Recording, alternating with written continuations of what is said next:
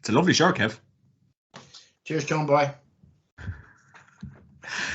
Hello, and you're very welcome to another edition of the GAA podcast. I'm John Mann, and of course, this podcast is brought to you by Armagh.com and Atak.ie. Using promo code GAA podcast to get 15% off on Armagh.com and get the best skins, gloves, equipment on Atak.ie. Be attack minded. And if you're liking what you're seeing, like, subscribe on YouTube because the sport's been absolutely brilliant so far. And tonight, I'm joined by Kevin McGurty, Aaron Prendergast, and Finian Hanley to review the Alliance National Football League and look ahead to the championship, lads. It's hard to believe it's starting this weekend. We're in April, and the Sunday team tune is going to be played now in a week's time. It's great to see it. So I'll start off with Mr. Finian Hanley. How are you keeping? Good, John. Good. Thanks for having me on. Yeah, no, it's been an interesting spring so far, and as you say, next week we'll be back to spring football again. More of the same. Hopefully the weather keeps up. But yeah, no, it's great that the championship is back and there'll be full crowds and everything. And again, after a couple of years of restrictions and whatnot, so hopefully the buzz will be good around the country over the next couple of weeks. I'm sure we're in for a slow start as normal, with teams teasing each other out and the bigger teams kind of sussing out what keeping injury free and all that sort of stuff. We can get on to that again, but hopefully there's a few good games early on that gets this thing lightened, because it can be slow to start. So looking forward to Saturday night already. Absolutely. And you've represented Ireland 5 times. You've won 3 Connacht titles. You played for Galway for umpteen years. But being a member of this podcast, some of the proudest days of your life, I'd say, Finian. This is the biggest one. Yeah, this is definitely the biggest day for me. It's a nice, relaxed atmosphere, John, and your 2 guests there are a bit of crack as well. So this should be interesting. All right, yeah. There's a lot of knowledge in front of me. Lack of knowledge, Finian. Do you know that fella in the pink shirt? I do. He's abused me a few times. Well, it's 15 years since I last heard from him, but he wasn't very nice that day. But he seems to have mellowed a bit since he moved to Edinburgh. Yeah. Oh, I'm not sure about that. That's all right, Ken. Don't worry. We knew we'd meet each other again. Oh God, it's like an episode of Blind Dates. Mr. McGarty, how are you keeping? John, I don't know what to say. I've had a very torrid 24 hours in one way and then beautiful in another, because last night I went to bed having nightmares that occurred 15 years ago with Mr. Finian Hanley, and I woke up today and it become true. But you know what? I'm actually in a great mood because I got home early enough tonight. We're on a wee bit later. I just had a Bangalore banger from the local Indian. It wasn't exactly a Vindaloo, but in the words of Peter Kay, it'll ding dang do. So looking forward to discussing this for the boys. I think Finian's 100% right. Championship usually gets off to a very slow start, and I think we're looking for the better days coming maybe in May, June time, when the weather gets a wee bit better and the sod underfoot. It helps in terms of the quality of game we're seeing. Again, I think this is the last year now we'll have this championship structure that we're in at the minute. So it'll be a last one for us, but the sooner we get the changes, the better in terms of evening it all up, because at the start here we're going to see a lot of dead rubber games, in my opinion. What about that pink shirt? Yeah, John, but sorry, just stay classy, San Diego and all that. Oh my God, my eyes are hurting. And Mr. Prendergast, how are you keeping? Yeah, I'm doing good, John. Not too bad at all, I suppose. Looking forward now to the start of the championship. It's definitely going to be weird, all right, as we were saying off air, like having it in April. Definitely going to be a bit odd, all right. All Ireland finals in July, but sure, look, we're here anyways, and as a Dublin fan, hopefully we can start winning and getting back to a bit of normality soon, because Christ, we need it. Are you looking forward to seeing me this weekend? No. I know, of course, I'm always looking forward to seeing you, John. I'm not too sure if you're looking forward to seeing me now, but maybe now, maybe after a few points you will. Oh, 100%, sir, 100%. Oh, good stuff. These are all in good form. Yeah, tonight, lads, it's a general league review, and then we look forward to the championship, of course, starting this weekend, the Ulster Championship and the Connacht Championship. But we can briefly kind of get your thoughts maybe on Division 1, Division 2, Division 3 and Division 4, maybe talk about some of the standout players, the moments, the teams, so on and so forth. So say we start with Division 1. We had Kerry obviously being the champions, crowned champions last weekend. Best team in the league by a country mile. Finian Hanley, what was your general thoughts on the Kingdom last weekend and for the whole of the league campaign? Yeah, no, they've improved big time this year. Obviously, the Paddy Tally factor is down there, sorting out the defence. They're yeah, they're defended in numbers. I suppose it's not very Kerry-like, but I suppose their Achilles heel, as everyone says, they've really good individual defenders, but over the last while, as a collective, when teams got a run on them, they seem to kind of, Tyrone last year, they seem to kind of fold over. That wasn't happening in the springtime. They seem to be very good collectively. Tyke Morley as a sweeper is your perfect. He's your Keane O'Sullivan, because natural corner back or full back, and he can actually mark. He can mark a danger man as well if things get moved around. So to have a sweeper who's a really good man marker is a good thing. But overall, look, everyone's impressed with Kerry at the minute, the way they're playing. It was great to see them, go for it. He played a lot of their good players throughout the league, and David Clifford, top scorer, player of the league, the best player in the country, heading for greatness. It was great to see the league being taken seriously like that, and all the game every weekend was interesting. It was brilliant. I know, going back to Kevin's point, it'd be great if that was the way we were moving forward, but that's for another day. But overall, they were deserved winners. I didn't think they'd blitz Mayo as much as they did in the final. How Mayo were looking at that game, we don't know yet. We know next week or in 2 weeks' time. But overall, deserved winners. The Dublin relegation was obviously, a big one. No one kind of saw it coming, but Aaron can touch on that and where they're at and where they're going. But they're on a bit of a reset, but I don't think that would be for too long, given what we saw 10 or 11 years ago. I think they'll be able to regroup and start getting players through again. So bar the Dublin relegation, I think it went according to plan. All the stalwarts stayed up, Donegal, Monaghan, those teams that get over the line at the end, they did. And it was brilliant. Division 1 was brilliant this year. So hopefully I'm looking forward to seeing the big teams playing each other again later on in the summer. 100%. And we're kind of quite happy with the kind of the quality in Division 1 as well, Finian, because I know at the start the conditions were very tough.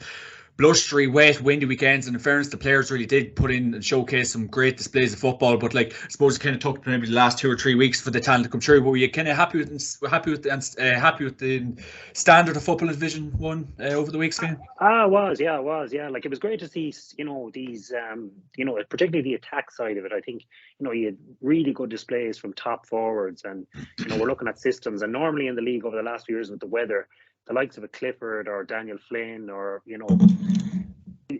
O'Neill in Armagh would get drowned out and the weather be bad, but they really performed, which is great to see. So maybe the emphasis is obviously changing. Games are opening up a bit more, so it was nice to see those full forwards and the corner forwards, really come to the fore throughout the league. It's great to be talking that some of the best players weren't wing backs or utility wing forwards. It's nice to see that, the big scores were coming from those attackers or whatever. So I was impressed by that. I was impressed with a lot of the forward play, particularly Armagh. I thought Armagh were win, lose or draw. They were brilliant to watch. It was like the Arsenal of old, whether they lost or won, they were good to watch. So, and they went for a lot of games, which was great. But, and even watching Kerry, look, they're brilliant to watch. And I thought Kildare as well were near misses in a few games, but Glen Ryan seems to be, they kicked 24 points in one game. So, the emphasis was really on attack. I think Daniel Flynn is one of the best players in the country. So, I was pleased with the standard, and I thought the intensity, particularly Mayo and Kerry down in Tralee, I thought that was really, the wind and rain was there, but I thought the intensity of that really showed that, teams are really going for it. So, I was really impressed by the league this year, and I really enjoyed it. Super stuff. And obviously, touching on Kildare, Finian, they probably were very unlucky to go down as they did go down. They had some very impressive wins and performances in Division 1. So really, when you look back on it, Finian, they were very unlucky because they put in some massive displays. They did. And Leinster's a funny one because Leinster team now in Division 1, and Meath and Kildare and Dublin Division 2, and the rest are all down. So I don't know why that is, and or what's happening up there, but I think Kildare will run Dublin close this year. I think hopefully we'll get a really competitive Leinster final, which might bring a Louth on, it might bring a Westmeath on, and it might get the province back up to 15-20 years ago we were all watching Leinster football because it was brilliant. You had Wexford, Westmeath, Laois were all top teams, but obviously Dublin have just killed that. So I think everyone's rooting for the Leinster Championship, even though it might be there this year. But I think this year people would like to see, particularly Louth and teams like that come to the fore. But I think Kildare have a right good chance this year. I think they're well balanced, really good goalie, Feely and the lads in midfield, and obviously up front then they're they're McCormack and these guys, and obviously Flynn is a real good, focal point for them up front. So, and their management team is obviously well experienced with Rainbow and Glenn Ryan and real Kildare boys that really want them to do well. So, yeah, I'm hoping for a really good Leinster final this year, and maybe a change in I know Aaron won't say that's a good thing, but I think it needs a change, and I think Kildare are the team to do it. I kind of touching on the final, obviously we touched on it last week, but like, were you kind of surprised by, I suppose, Mayo's lack of urgency, the lack of will to win in the final, Finian? Like, I know Kerry did have a fantastic display in the final, but were you kind of surprised the way James Horan set up his green and red of Mayo? Not really, no. I think they don't change. James sticks to his guns. He picks particular types of players. They're real combine players. They can jump really high. They can run really fast. They're a running team or whatever it is. Now look, they've started to kick a bit more into the forward line, but like they went 15 on 15. They left Pádraig O'Hara on David Clifford, and you need to be winning the midfield battle and a lot of kickouts for your full back line not to be sinking there. So look, as I know myself, if back in the day when it was 15 on 15, if you're not winning the midfield battle or you're not getting enough possession, forget about it. You might as well be in the bar. Like, good luck to you. Like McGorty had clean you in those conditions. So, yeah, you look. Horan goes for it. He goes for it, and I don't think he's going to change at this rate. But a few tweaks can make Mayo real contenders again, and I think he'll look at that and he'll have seen, we can't go out like this against a Kerry or a team like that again. Because in fairness, Kerry are a counter-attacking team now. If you watch them, and Mayo are pushing up, it's not going to work. So I was kind of surprised. I don't know what's going to happen. Look, our boys lost as well, but hopefully Mayo's confidence is on the floor, and there might be a few rows or something after that league final, and we can ambush them in 2 weeks' time, But it's hard to know. It's hard to know what way they were looking at it. They were missing 5 of their best players: the goalie, Oisin Mullen, McLaughlin, the O'Connors. They're all all-stars as well. So them boys, if they were playing the last day, would have made a huge difference, 100%, Finian. I suppose who would be kind of your players of Division 1? I know obviously Mr. Clifford is probably going to get a lot of plaudits, but if you're maybe to name like a top 3 or 5 players of Division 1, who stood out for you? Yeah, I suppose the players I've mentioned already. I think Daniel Flynn and Rian O'Neill obviously in Armagh was exceptional. I must give a mention to Rory Grugan. I think he makes the whole thing work for. He was in San Francisco for a few years, came back, and since he's come into that team, he makes it tick. He's a great link man. Chips in with 3 or 4 points. He's a really good player, and he had a really good league as well. I was surprised there was a few of those boys not playing in the last game. Patrick McBurty back to form. It's deadly dangerous with that left foot, and he showed it. His scoring in the league was brilliant. So they were really the kind of players that stood out for me during Division 1. Super stuff, Finian. Super stuff. And Kev, what about yourself? Your kind of take on Division 1 and the stuff I was kind of saying to Finian, who kind of stood out and how good were Kerry throughout the whole league, Kev? Well, Finian's articulated actually very, very well. So, I mean, I haven't a lot to add other than the one player that I thought that he's laughing there, but the one player that he didn't mention is a Mayo man, actually, who for me was very impressive. I suppose last year, even when he missed a penalty in the All-Ireland final, in the 15 minutes or so after that, he was stood up. He was really wanting. He was on the front foot. Was Ryan O'Donoghue, and going into this year, he's become obviously Aidan O'Shea's getting a bit older. Jim O'Connor, Killian O'Connor, not about it at the minute. And obviously the boys at the back, the Lee Keegans of this world are a wee bit older, and he's really took on a leadership role, which I really like about him this year. He's winning his own ball. His movement's quite good. He's deadly accurate from frees. And he's. In a way, he's been really, really good in 4 games this year. I've seen him for Mayo, and I like the way he's moving. So he's the one player I would say outside of the guys that Finian has already articulated. For me, Division 1, it's the best Division 1 we've ever had in the National Football League, in my opinion. Every game was really competitive. There was a championship pace about a lot of games. The last, 3 rounds of fixtures, from mid. I think it was early March until the end of March. I think it was 3 or 4 weeks it was in there. So competitive, the games. The quality was quite good. Finian's talked about the Mayo Kerry game was like a championship game down in Tralee. It really was. There was big hits going in. We can see already what a lot of teams are doing. Obviously, Finian's talked about the Paddy Tally effect, where, you know, Kerry are looking to counter-attack a lot more rather than just going all-out attack and leaving themselves wide open at the back.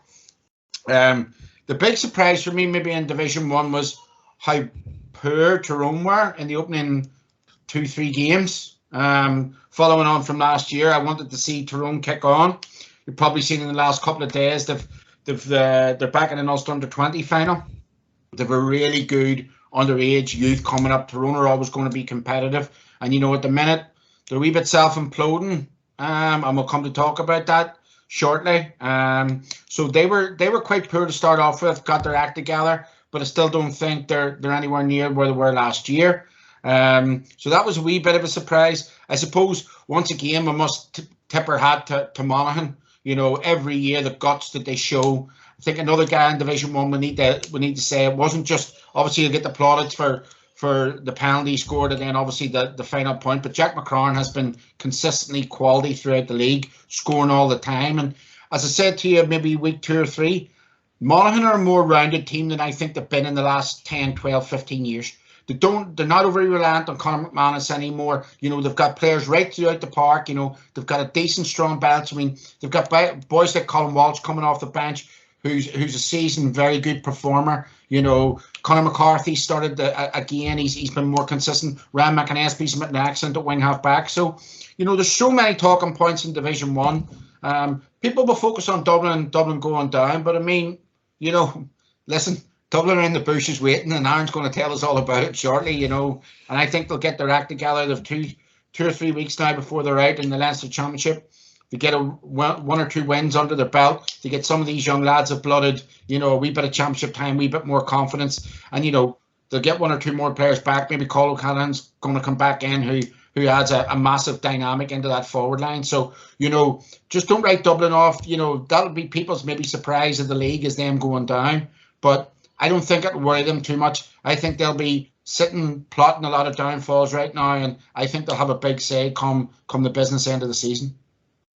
100%, Kev. I suppose we kind of did touch on the league final last week, but like as I said to Finian, were you kind of surprised by kind of Mayo's kind of lack of effort? And a lot of people were kind of saying like are putting a lot of emphasis into the championship. So we did kind of discuss it last week, but it really was a bit of a staggering performance in the league final. Yeah. Again, I think Finian's articulated it very well. For me, it was madness by James Horan. Madness in a number of ways. You can't, as I said to you last week, you can't leave a player, and Finian won't know this himself, playing full back.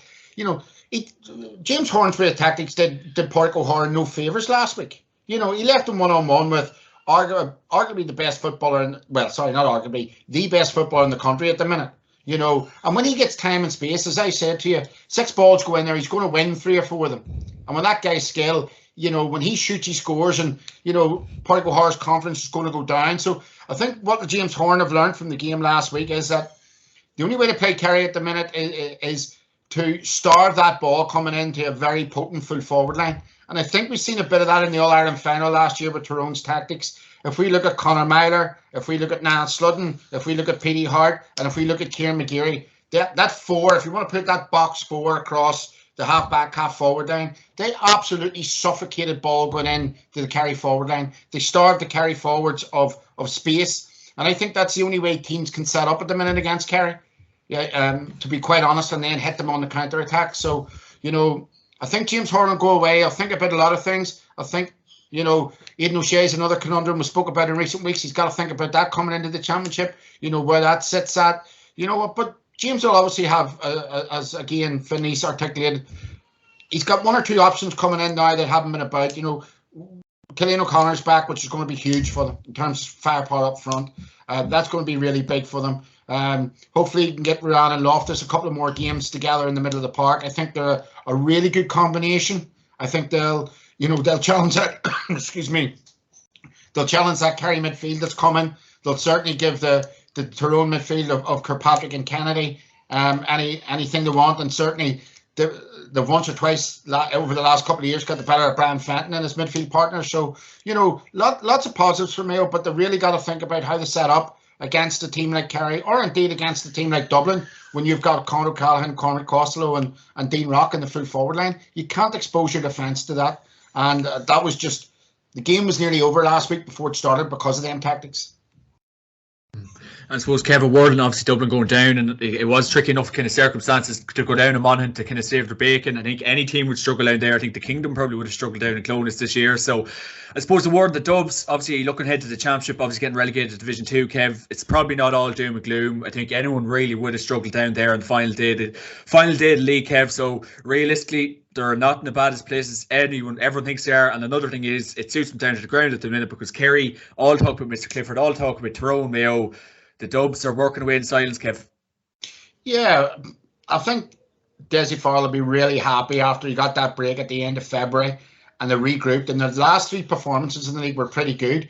Again, not to go over what Finian has said, the Division 1 this year, cracking games, really high scoring. If we actually look back at that Dublin-Monaghan game, it was an absolute epic game. The scoreboard was ticking constantly. There was big hits. There was men sent off. There was quality scores. There was that aggressiveness about it that we want to see in the Championship. So, the other thing for Dublin as well is slowly but surely creeping into that game, or creeping in, they're getting guys game time every week. Bulger, Lee Gannon's come on in a couple of games. Lurkin O'Dell's now got exposure in there. A couple of guys at the back. Johnny Cooper's come back in for a couple of games, So, I mean, they're trying out things. Tom Lahiff's come in and done a decent job at times in there for them. So the 4 or 5 guys coming into the fold, for the first time, they're getting real good game time over the league. Let's understand that. I'll take them a wee while to bed in. They'll be coming into the Championship now. We have a new confidence, them young lads, that they've got them games under their belt against good quality opposition and good quality teams. But, I think the major thing is, they've regrouped Dublin after that break in the league. Their last 3 performances, I think Desi will take a lot of heart from. And you know what? You just never know who might come. Dublin have so many players to pick from. You never know who's going to come back into that panel at any time. Stephen Cluxon. Possibly not him. But Jimmy Keaveney. Jimmy's on the beer, I think. Very good. And Kev, who'd be your players of Division 1 then? So Jack McCarran was consistently good. I think we all spoke in the first 4 weeks of the league about Rian O'Neill.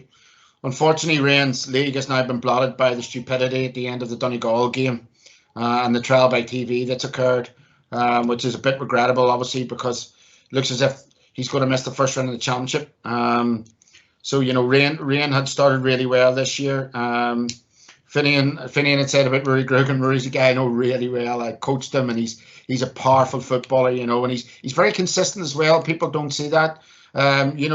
Again, when we look back on it, somebody that doesn't get the plaudits he maybe deserves, but he's been quite consistent in the league this year, is Niall Sludden from Tyrone. They put him at centre half forward. He's a really dangerous player there, and I'll come to talk about it when I come to talk about the Fermanagh game. And in the systems that teams like Kerry are going to play, Niall Sludden is a particularly dangerous player because he can drop back and he can go forward. But we'll talk about that in a while. Obviously, from the Kerry point of view, I spoke to you about week 5 about Dermot O'Connor emerging in the middle of the park, which is really big for them. Not only did Kerry need a new middle of the park, they also needed a new full back, centre half back. Finian's touched on that, but middle of the park's a big area for them. And the other guy I'm going to mention is Tony Brosnan. I really think Tony Brosnan has a major future for Kerry, and that's because he gives them so many options up front and in the middle of the park. Lots of new guys emerging on the scene, which is really good to see. And, I think a lot of these guys will have a big say in the summer. There we go. And last but not least, Aaron, your take on Division 1, the trials and tribulations. Obviously, Kerry are champions. Yourself, Dublin did get relegated, but as I said to Kevin, it's not all doom and gloom. You can work ahead for the Championship. A couple of players to bring back in. So, your thoughts on Division 1, Mr. Aaron Prendergast? Yeah, I suppose. Yeah, I definitely echo what the lads have said there. I suppose in regards to Kerry. I mean, we obviously have seen massive improvement in them defensively, and I mean David Clifford is just a freak of nature, really. 528 in total, I think 522 from play. I mean, it's just absolutely mental, really. And yeah, I really did feel like Mayo would be the team that would push Kerry the closest this year, like having watched them throughout the entirety of the league. But when they completely wipe Don't know what was going on there. Someone is that an advert or something? Kev, what was that? What was that? David Clifford's beatbox when you said about 5:22 from play. It was David Clifford ringing you, Kev. Right, go on, Aaron. Yeah. No, look. I think that's the main thing really there. Like I think Mayo are probably the team that I think most people looked at pushing Kerry the most, and then Kerry go out and just absolutely blow them away. So, it's looking very, very good for the men from the Kingdom, and obviously special mention as well to some of the teams down in Division 2 and 3 as well. Like, I mean, Louth in particular, obviously getting back-to-back promotions, and Sam Mulroy like scoring 359 in total, like just absolutely mental, really. Like, and it's kind of crazy, really, because you're going to have 5 teams in Division 2 next year from Leinster. It's very likely that Louth and Kildare could play each other in the Leinster Championship this year in the quarterfinals, provided Louth beat Carlow. So a lot of very, very interesting games, interesting matchups, and like you would look at Kerry as the serious favourites. And yeah, from a Dublin point of view, like I don't know what it is, just defensively we seem to massively gone backwards. I mean, 11 goals conceded this year is incredible stuff. The worst defence in Division 1. Like, going forward, we're not that bad. Like, only Mayo, Armagh, Kerry have actually scored more than us in Division 1. But yeah, defensively just all over the place, and 6 defeats in 8 games, one of the worst runs in the county's history. So, to be honest, I wouldn't be as confident as the two lads are here about Dublin completely turning around. I think they have massive work to do, and I'd be surprised to see Desi there next year, to be perfectly honest. There we go. And I suppose obviously kind of touching on that, Kerry's form throughout the league, Aaron, obviously head and shoulders probably the most enjoyable team to watch throughout the league, and we all know Mr. Clifford's form, but obviously his brother Tony Brosnan had sensational league campaigns. Word on Kerry's league performance, I suppose they were really the best team throughout, Aaron? Oh, absolutely, yeah. Like, and I mean, the league is their playground in many ways. I mean, they obviously shared the league with Dublin last year, won it the year previous, finalists in 2019. So they always seem to start the league very, very strong, and it's obviously a good omen for Jack O'Connor as well, and Kerry to win the league. So, very, very good form altogether. I think the one thing that they will be disappointed with is obviously that defeat to Tyrone.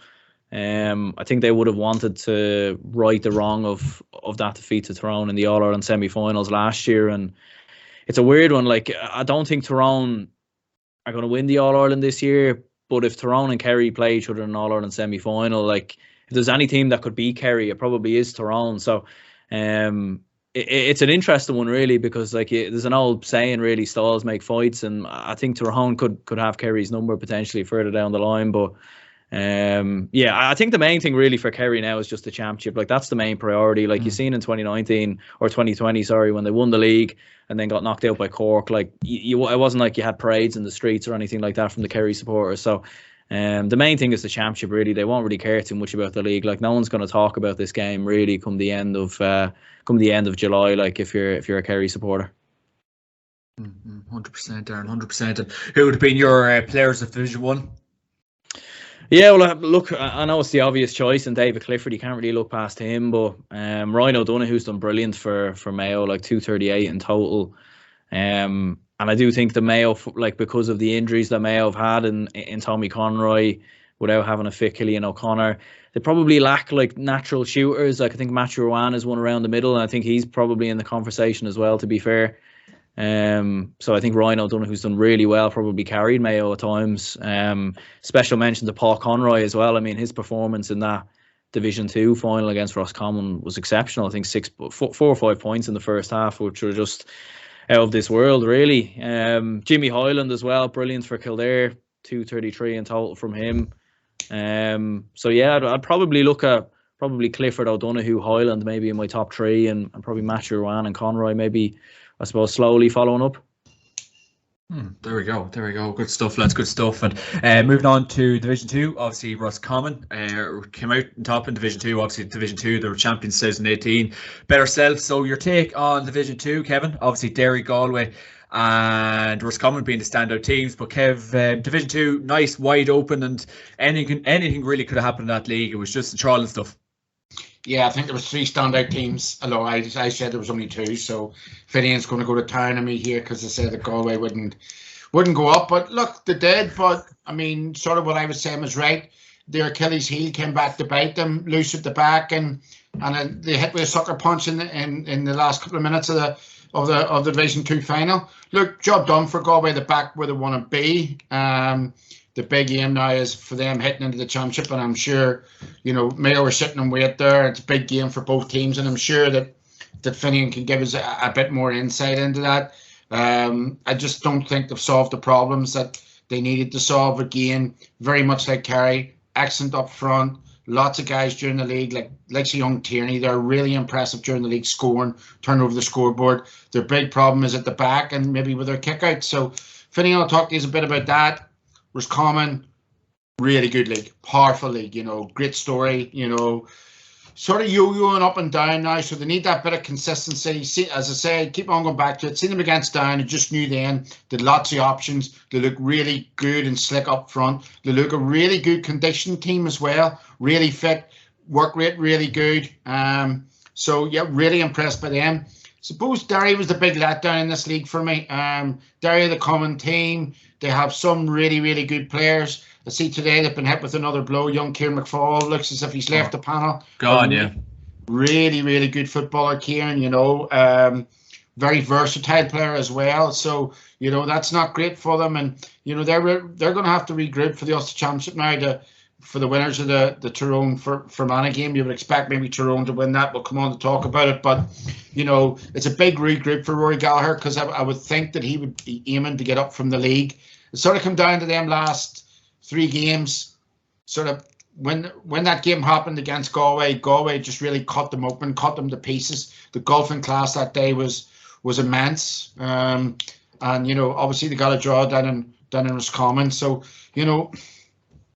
I don't know if it's 2 steps forward, 1 step back. The momentum all was Derry pushing for Division 1. They have a decent minor team from a couple of years ago. A couple of lads can come in there again. I think they'll be a wee bit disappointed. As for the other 5 teams, all congratulations to Clare once again punching above their weight. In 4 of the games they played in this league, they were more than competitive. Probably a wee bit of peeve that they didn't take all the points down in Páirc Uí Chaoimh. Cork got a late goal down there, I think. Again, they won the games they had to win to stay in the league, and they're progressing a bit. It's them sort of games against Galway, Derry, Roscommon now that they need to be targeting next year. Maybe Kildare coming down, maybe a game like that at home. They need to be targeting teams to get for that progression. But again, very consistent. Staying in the league is a massive for them. As for the others, Meath and Cork need to get their act together big time. Cork, we're hanging on a cliff edge. All of a sudden, pulled it out of the bag with a great, I suppose, guts and courage, really, in O'Connor Park on the last day of the league. So Cork need to get themselves together. They've good pick of players, good 20s last year. Keith Rickon needs to give them some direction now, and we want to see them kick on. Awfully wee bit unlucky not to stay in the league, and they'll not be overly disappointed. The big thing for me about Division 2 is the 2 teams that came down last year, I think, went back up, and the 2 teams that come up from Division 3 down in Offaly went back down. So, Offaly will probably be looking to spring back up again and want to be staying up there, getting them young lads in from the 20s last year, giving them another year, down. Unfortunately, there's very little to be said about it. It's complete and utter shambles at the minute. Again, if they're the roof of the house, the foundations are very poor as well. They haven't won minors in a long time. The 20s won Ulster last year, but, that was the first in a long time. I don't know where they're going to go. We have all heard rumours this week of problems in the camp again. So, it's so disappointing for Down, such a proud traditional county. But they need to get themselves together, and they need to start at the bottom, and that's the only way they can do it. At the minute they don't have the players, at the minute they don't have, the resources. So it's back to base for them, and Division 3 is going to be a very challenging division next year for them. There we go, Kev. There we go. And were you kind of impressed by Roscommon's kind of Division 2 league campaign? In fairness, they probably kind of went in under the radar. They had some absolutely sensational performances. We know all about the forwards. They got over the line narrowly against Galway last weekend, Kev. So the winners of Division 2, they stood out all league campaign, Kev. Yeah, well, they changed up their backroom team, obviously, and Pucho will be watching this and wanting to probably rib me, but I mean, the game was maybe a wee bit too defensive. So they've gone out and that Finian rightly articulated earlier on about the way the teams now have to keep on turning over the scoreboard. I think that's something that Roscommon have added to the game. Really impressed by Connor Cox in the bigger games, stood up, good player, scoring regularly, the likes of the German Murders of this world, the Smiths of this world, and they're middle of the park as well, 2 young bucks in there as well who have, not a lot of experience, but in the down game in particular, they absolutely ruled the roost. So yeah, I'm very much impressed by them. Would be expecting them to make a Connacht final, I think, this year. And then who knows for after that, but certainly from where they've came from maybe 18 months ago, yeah, a drastic improvement. Obviously, Aaron's articulated as well about Paul Conroy in the league. Earlier on in the league, obviously, Shane McGuigan for Derry was really influential. Conor Glass as well played well in 3 or 4 of the games. So, they're the sort of standout players that you're looking at in Division 2. Young Tierney as well from Galway, very impressive for me. Touching on Galway, Kev, probably did suit them to go down, build a bit of momentum, get the kind of class players playing well. They're up to Division 1 once again. It really did suit them.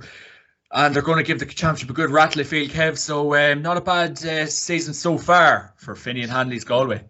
Yeah, good season when you're getting up. My big problem with Galway is, and Finian will tell us about this, where's this project under Joyce going? Is it going forward? Is it 2 steps forward, 1 step back? I think there's good players coming in. Don't get me wrong, as I say, I watched a guy called Kieran Malloy. Finian knows him well. I watched him for Corfin a while back. He wasn't really getting into the Galway team. I think he started a lot more now. Young Silk starting quite a bit as well at the back, So we really have to ask, yes, they've come down and you have to bounce right back up again. Yes, that's great. But where's this project going? Is it going to be up and stay in Division 1 next year and just be a top 7 or 8 side? Or actually are they going to go and try and challenge the Mayos and the Dublins and the Kerrys of this world? Because I'll leave it with this point. Let's not forget it was less than 2, 3, 4 years ago. They were beating Kerry inside Croke Park. So they've regressed from that group. So can they get back inside that group? And this is Galway. This is a superpower, and we need them back at the top table. So I'd just be a wee bit wary of where that project's going, and I'd love to hear Finian's thoughts on that. Super stuff. And yeah, Finian, your thoughts on kind of Division 2, the ins and outs. Obviously, Roscommon came out on top, but I suppose we could touch on Galway's Division 2 league campaign as well. Finian, your thoughts on it? Yeah, unfortunately, Kevin's hit the nail on the head of it there. All right, I'd have to for agree once. with a lot. Yeah, I was going to say I'd have to agree with a lot of what he's saying. Unfortunately, yeah. Look, it's a funny one. Look, a couple of years back, we had Kevin Walsh was over us, and it was a different style of play. We were a counter-attacking team, really well drilled, and had the players to suit. We had a lot of dogs at the back. We were able to turn the ball over and move it pretty quickly with Shane and Damien and Paul and the boys were able to, we were really good kick passers, and it suited us. And once we got going under that kind of regime, it had a lifespan as well. It was very tough on bodies, very physical way of playing the game, up and down, a lot of strength and a lot of speed and all that stuff needed. So I suppose it kind of petered out in the end. And look, Galway's funny, and I know all counties are funny, but the mob is fickle down here. And when we lost to Mayo down in Kerry, people were calling for heads with regards to defensive football, and then obviously the Messiah, which is Pádraig Joyce, was brought to the table, and everyone was kind of happy because I suppose there was a change in mantra from a defensive setup, and we were a counter-attacking team. It wasn't all defense. It was, we were transitioning really well when we were beating Kerry.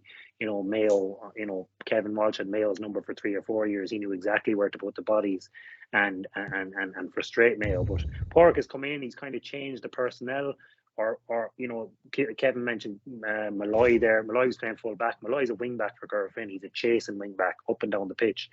To see him in full back was a strange one. Jack Lane is a wing back for his club. He's playing cornerback. So we've really gone into and you see in our scores, we're kicking big scores in Offaly, Cork. Even the last day we kicked 22 points. Our cornerbacks are ball players. We've gone away from that dogged, less ability players like myself and that, like just, spoilers.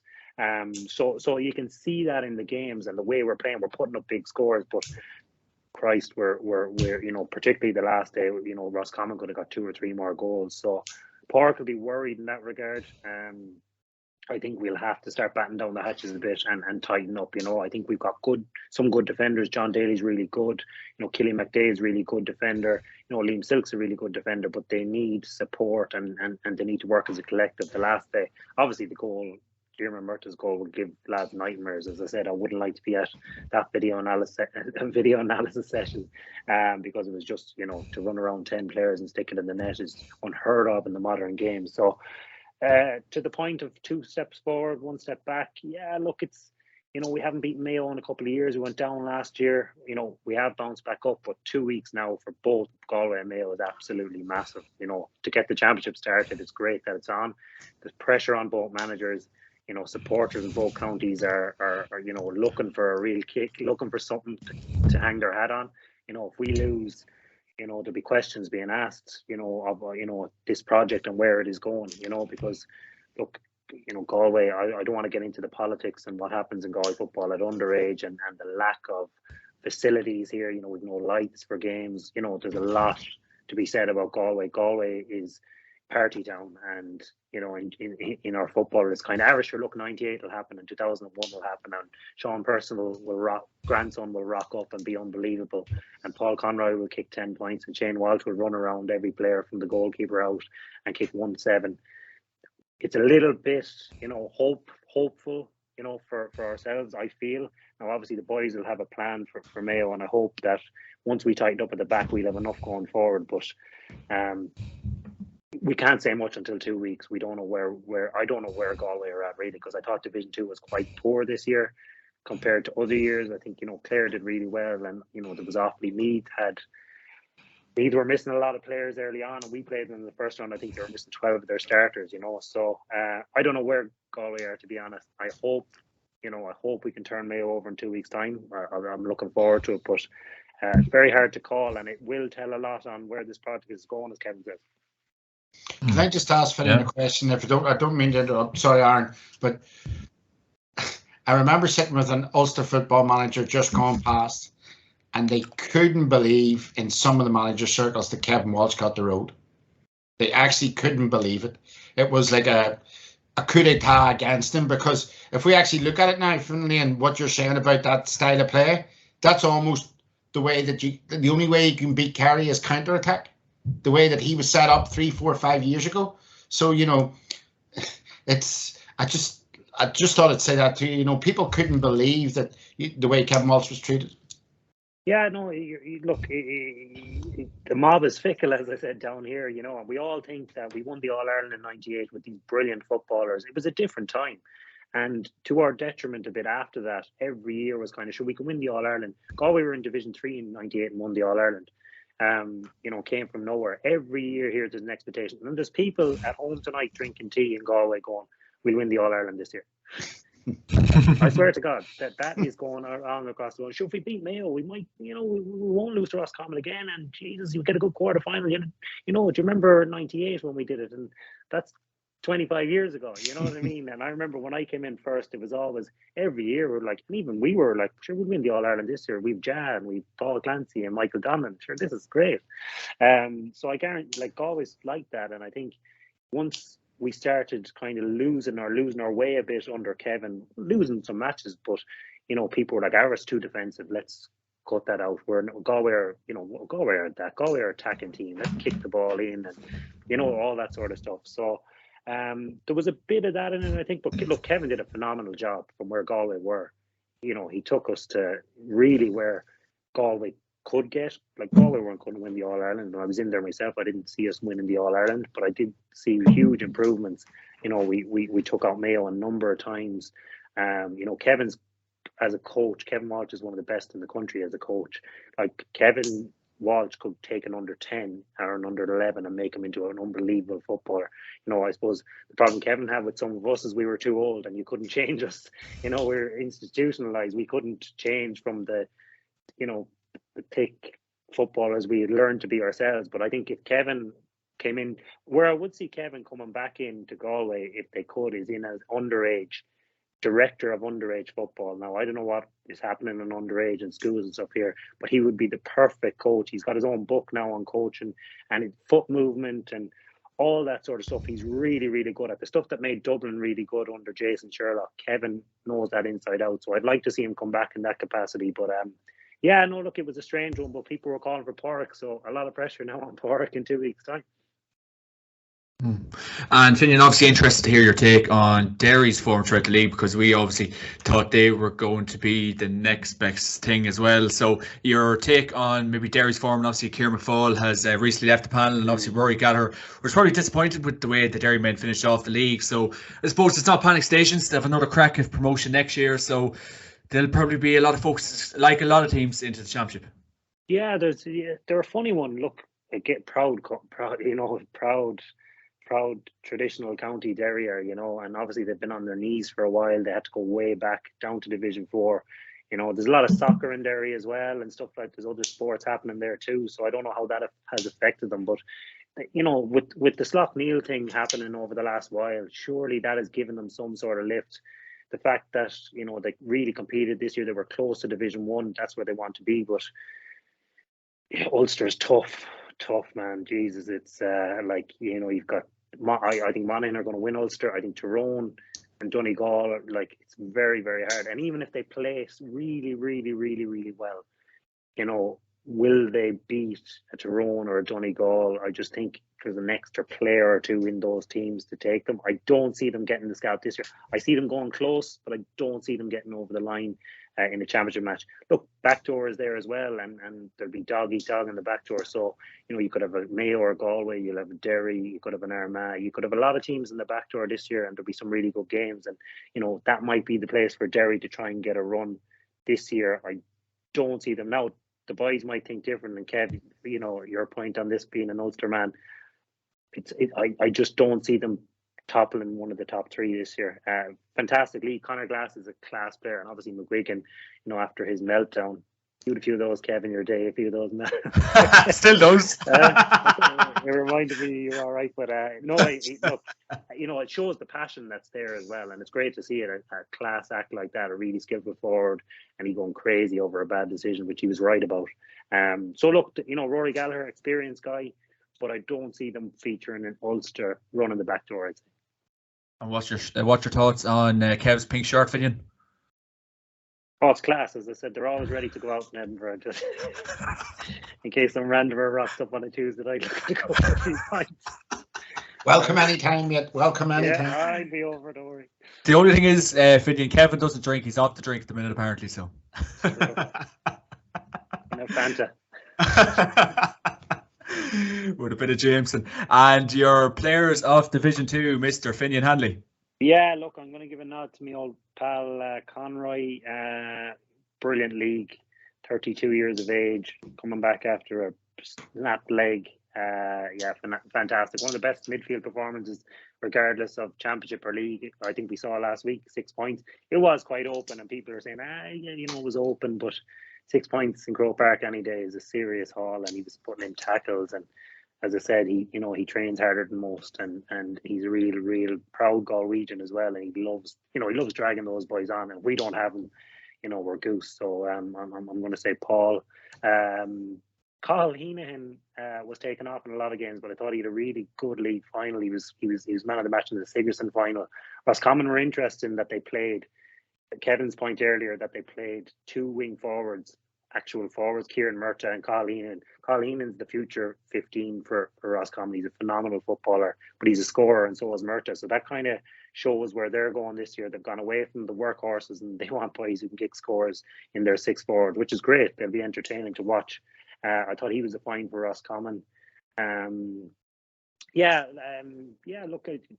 it was particularly weaker this year. Conor Glass was good for Derry. Obviously, McGuigan was brilliant for Derry as well. So they're probably my three standout players. Super stuff, Indian, super stuff. And moving on to Division 3, lads. Obviously, Louth coming out on top. Obviously, Mickey Hart, serious success already. He's got them promoted twice. They're Division 3 champions, and great credit for it. And obviously, Billy Lee's Limerick in the final. So, Aaron, your thoughts on Division 2 and the Sam Mulroy show, you could really say? Yeah, I mean, it was such an entertaining division, obviously, like even going into the last couple of games. I mean, you were looking at 4 or 5 teams that could potentially get promoted. Obviously, Louth, Limerick, Westmeath, Antrim, and even Fermanagh were in the mix, you know, up until the last couple of games. And Laois found themselves in a promotion battle at the start and then ended up getting relegated. So it was very, very entertaining stuff in Division 3. And as you said there, brilliant story for Louth. Obviously, lose on the opening day out, draw their next game, and then go on a run of 5 straight wins. And what people forget as well is in that game versus Limerick, I think they were 3, 4, 5 points down going into the final couple of minutes, and then they turned it around, won that game, won their next 4 games on the spin, and they're the only team in the country at the minute that's won 6 games on the bounce. And I would expect them to beat Carlow at the start of the Leinster Championship as well. So very, very good stuff from a Louth point of view. And Limerick as well, I mean, a promotion for them. They were a Division 4 team a couple of years ago, and I know Paul Kinnerk heads the academy down there. So, you know, there's been a tremendous amount of footballers that are coming through the ranks for Limerick at the minute. So, and I think it proves as well, really, with counties like Louth, Limerick, and even Antrim being up there, that, you know, maybe you can bridge the gap from Division 4 and Division 3, and you can push up on in there. So, yeah, fair play to them. And even Antrim, Aaron, I love that we dig. He's like a raging bull, Mr. McCarthy in the corner there. And Aaron, we have to touch on Mr. Sam Mulroy. He's doing a lot of media work in the last while. He fully deserves all the plaudits he's getting. He had a sensational league campaign. Hopefully he can follow that into the championship. It's great to see, I suppose we can really say, the minnows of the last couple of years getting all this media attention and I suppose praise, Aaron, because by God, they deserve it. Oh yeah, it's the least they could get after the chaos of 2010. It's the least the wee men deserve. So no, look, fair play to them. Like back-to-back promotions, getting up to Division 2. You know, you wouldn't have expected that. Like I know a lot of people were kind of questioning when Mickey Hart took over Louth, like what's he there for? Like what's the long-term aim? And he's done a great job. You know, back-to-back promotions, getting lads like Sam Mulroy and, you know, Kieran Byrne, these lads like chipping away very well. So yeah, no, you have to give Louth a lot of credit. And as you said with Sam Mulroy, like 359 in total this year is an extraordinary tally, and averaging nearly about 7 points per game, like which is more than what some counties are finishing with. So yeah, what a talent, no question about that. And you know, hopefully Louth can go well in Leinster. Obviously not do anything against Dublin. I'd love to see them beat Kildare. And who knows, maybe Sam Mulroy might be in contention with an All-Star. That'd be a story. Definitely would, Aaron, definitely would. And Mr. Billy Lee in Limerick, that's some success story as well. He's doing serious work up there, because the last couple of years we thought that was going to be a hurling stronghold. The football's going well, Mr. Aaron Prendergast. It sure is, yeah. I think everything's going well in Limerick at the minute. I think JP McManus, the investment there is definitely starting to come off, no doubt about it. And look, fair play to them. Like they've done a tremendous job in hurling at bringing through players. They're doing the exact same thing now in football as well, and up to Division 2. And you know, it'd be a tough one for them to stay up there. But even looking at them over in Munster, like I think they play Clare on the opening game, and then the winner of Tipperary Waterford. So a Munster final isn't exactly inconceivable. And I know Danny Neville stepped away at the end of last year, and he was one of their key forwards. You were thinking, how are they going to replace him? And Josh Ryan was very, very impressive. I think 229 in total from him this year. And just a whole host of different scorers. Like they don't have maybe a marquee forward like what Tipperary would have in Conor Sweeney or Fermanagh and Sean Quigley. They're getting scores from all across the pitch, really. So no, big congratulations to Billy Lee and Limerick. They're doing great work there. And your players off Division 3? Yeah, well, look, Sam Mulroy would be the obvious choice. I mean, Sean Quigley, you can't look past him as well. I think 330 or something, 430 actually, as a matter of fact, in Division 3. So an incredible year from him. John Heslin, brilliant for Westmeath, and even a special mention to a few of the under-20 lads who've come into the Longford team, like Jack Duggan and Joe Hagan, have done quite well there. So yeah, I'd probably go with those lads anyways. Super stuff. And Kev, your thoughts on Division 3, and I suppose we're disappointed. Antrim definitely did have a shout at getting promotion, but they'll have another shot at it next year, so we'll wait and see. Division 3 will be tough next year, but your general thoughts on Division 3 and the Sam Mulroy show, you could very much say Kevin McGurty. Yeah, well, I suppose that's the big fairy tale story of the league. Has been Mickey Hart now. It's fantastic. Great to see, Gavin Devlin's down there training them. And I suppose, John, that's the thing where we look at a county like possibly down at the minute, and indeed maybe Meath. You look at a project like that. Mickey Hart came in a couple of years ago. Maybe Louth were very much in a negative position. He's come in, as I said, one of the first photographs he ever took was a lot of young lads in around there in a huddle. They all just wanted to come in and play. And look, they've been given that license. They have a good setup, good structure. They've got that trio of forwards up front, Mulroy, Byrne, and the other fella that played in the league final there. And, they have a way of playing, and it's back to that Gavin Devlin, Mickey Hart sort of Tyrone setup, the counter-attack football, plenty behind the ball, lots of work. Very fit team, so all credit where credit's due, and that's what other counties want to do, is go in, identify a manager, somebody comes in with a real positive outlook moving forward, and he signed on now to 2025, and every kid in Louth will be buzzing to try and get into that panel, and they'll be looking forward to the championship because they have a possibility. They'll fear nobody. They'll be looking at taking a scalp if they get over Carlo. So I mean, it's a great story. Billy Lee's been on the road with this Limerick team 4 years. I seen them in Belfast 4 years ago. Big physical side. Took a year maybe last year to really accustomize themselves to League 3. And this year, I think they won 5 out of the 7 games. So, took a couple of scalps in the way. Big win away to Laois, which was a major win for them. And, look, they'll probably struggle next year, as will probably Louth. But that's for them lads like the likes of Mulroy or Jason Mann and these guys from Limerick. That's where they want to be trying themselves out in that higher brand of football. And look, fair play to them. Good luck to them. From an Antrim point of view, look, I don't think Antrim wanted, their first job, their first priority was to stay in the league, having just come up. The big issue for Antrim is very much like down. A lot of their better players, the Mick McCann's, the Conor Murrays of this world, are in their late 30s. They've nothing coming through, absolutely nothing. So, to get up in a league like that would be very poor. I think when myself and my younger brother Conor done a podcast with you at the tail end of last year, I think Conor gave out the stat. Antrim have won 2 or 3 times in the Ulster Minor Football Championship in the last 20 years. And they've won maybe 2 or 3 under 21 games in that period. So that just shows you, what we're competing against. Not a lot coming up. So, the level that they're at now, steady. Enda McGinley's come in there. He's done a very good job. He got them out of 4. They go into a game now against Cavan next week, which is a very winnable game. It's probably the only winnable game bar Fermanagh and Down. I think them 4 counties, Antrim, Fermanagh, Down and Cavan at the minute are they're the 4 weakest counties in Ulster. So it is a winnable game. But I think Antrim won't be too overly they won't be too overly appeased at missing out on promotion. Their big problem as well was their home form. They lost 3 games at home, I believe. So that's not good. And the other issue in Division 3, just quickly on this, was Laois. I mean, again, in free fall, absolute nonsense what's going on there. Again, bit like Louth, maybe they have to hit rock bottom to get somebody in there to get them back up again. Another superpower of Leinster football, would usually be expecting at least maybe a Leinster semi-final. I remember growing up, Mick O'Dwyer was in managing Laois with that great team of Joe Higgins and, all them types of guys. It just, the bottom's fallen out of it, and it's not nice to see. And Division 4 football is nowhere near where Laois should be or aspiring to be. So, I mean, that's a real negative story from that league. But, I suppose they have to go down, they have to regroup and try and get back up. Your players of Division 3, Mr. McGarty?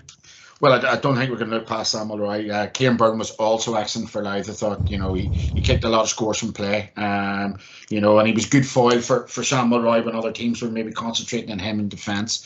I suppose Jason Ryan in there as well for Limerick was very good. For Antrim, Conor Murray and Mick McCann, for the age of the two guys, still going strong. All credit to them. The quality performances week in, week out. And I suppose, I mentioned John Heslin, and I had the unique honour of playing with John Heslin in UCD in 2010. A phenomenally talented footballer, an absolutely horrible dancer. But he, John, I think this year, John had a lot to do with Westmeath being in contention, but also, there's so much on John's shoulders. If one turns back to the game against Longford, John missed a penalty at a vital time in the game, and then Longford go up and kick 5 points. And really, if Westmeath had won that game, then they would have been up. In terms of that would have given them that extra 2 points. They lost the game. And they were always fighting after that. In fairness, he stepped up against Antrim in the last league game and banged a penalty in at a vital time. So John's a really good player, but he needs a bit of assistance in there. So, he's again somebody that would easily pay the cover for, 31 counties where Cavan people wouldn't have to see John. So, from that point of view, good to see. So, there is good talent in Division 3, and as Aaron rightly articulated, it was probably the most competitive of all the 4 divisions. All Johns are lovely fellas, Kev. Plead the fifth. Brilliant stuff. Right, last but not least, Division 4, Finian Hanley. Cavan came out on top. No surprise. Cavan came out on top. Yeah, no, look, Cavan and Tipperary, again, 2 teams that should not have been in Division 4, but you have to bottom out sometimes, and we saw what Derry did, and I think they'll be thinking the same. They'll be looking to go straight to Division 2 next year.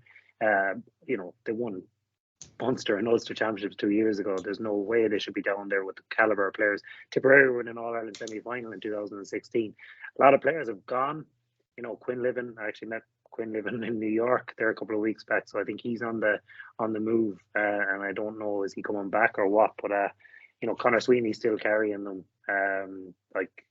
Tipperary, there's good footballers in Tipperary. It's just whatever, what can happen is if you take a few games for granted and you get turned over in Division 2, Division 3, then you end up in Division 4, like where Laois are now, and you've got to regroup. So both teams, Cavan were probably value for the win.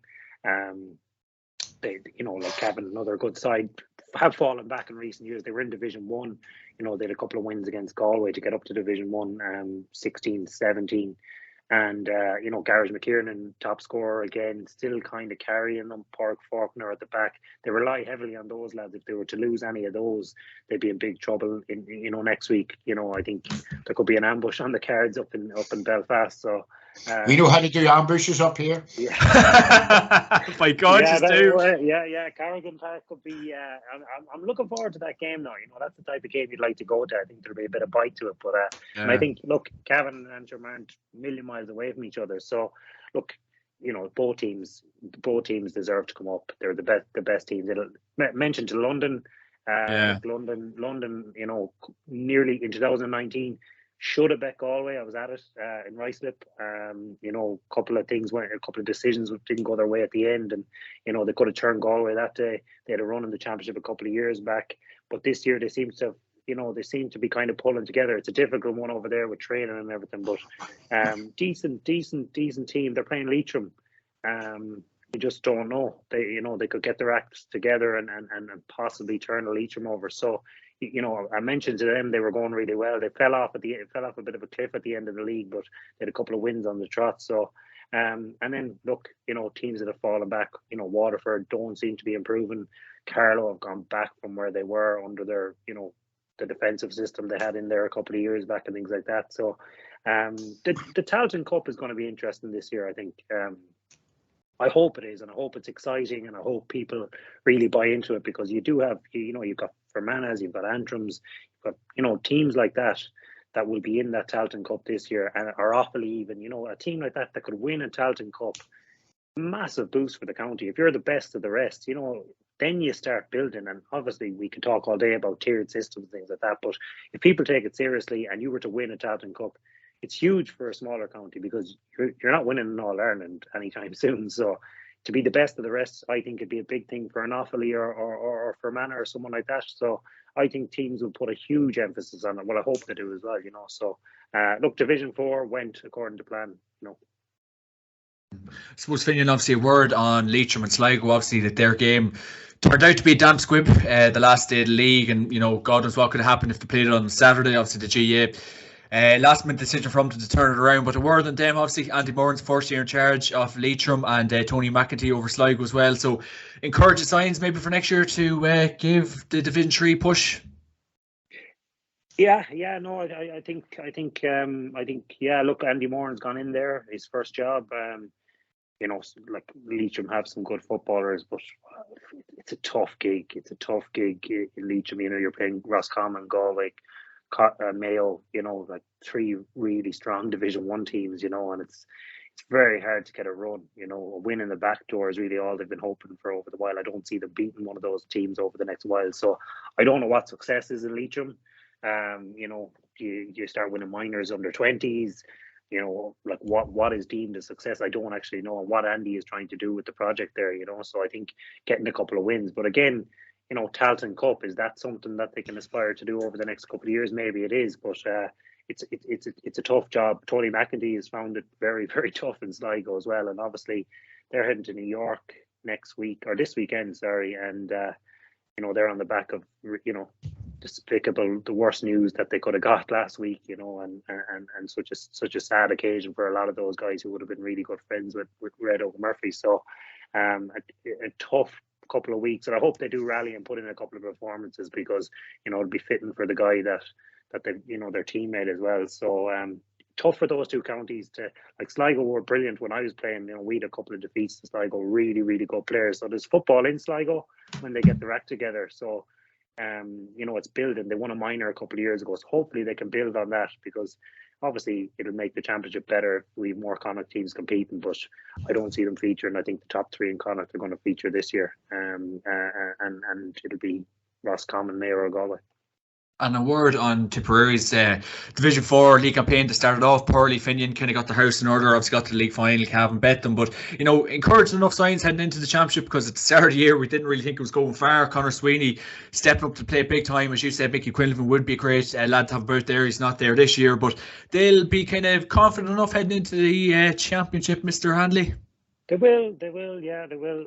They've lost some players though over the last while. Like Quinlivan's a huge loss. Like, he was an all-star in 16, and you know, Fox is gone. Like, a couple of the boys that really dragged them on over into that All Ireland semi-final, and obviously they're in Munster as well. So, like, what is, you know, get to a Munster final? I'm not sure. Are they playing Kerry? I'm not sure the fixture set up down there. Are they playing Kerry earlier? Is that a semi-final? Or Cork are playing Kerry in the semi-final? Sorry. So, you know, get to a final. That's, you know, Limerick, Tip, Clare, you know, being the best of the rest, and then trying to push on in a Tailteann Cup. I think that's, you know, a Tipperary could win a Tailteann Cup, actually. Like, they've got the players to do it, but it's just unfortunate where you're from, really, in Munster, because you know, Kerry are going to blitz all before them down there. You know, they blitz the pick of them at the minute, I think, given the way the other counties are. So yeah, look, it's a tough station for a Tip, but that's going to change over the next couple of years, and they'll start playing at their level. So I think a run in the Tailteann Cup for Tip, and hopefully they'll have a good cut at that. And what Division 4 players impressed you this year, Hanley, and what Cavan players were they? Yeah,